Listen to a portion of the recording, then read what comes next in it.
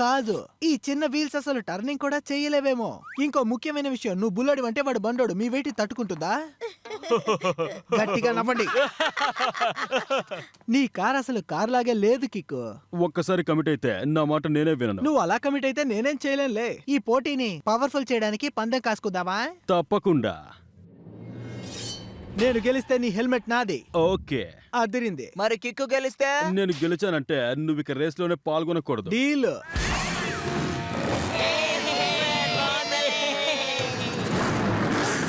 Sound వినవగా ఎలా DTS effect లో ఉందో, కానీ నువ్వెందుకంత కామ్ గా ఉన్నావు? నిన్ను కుమ్మేయడానికే.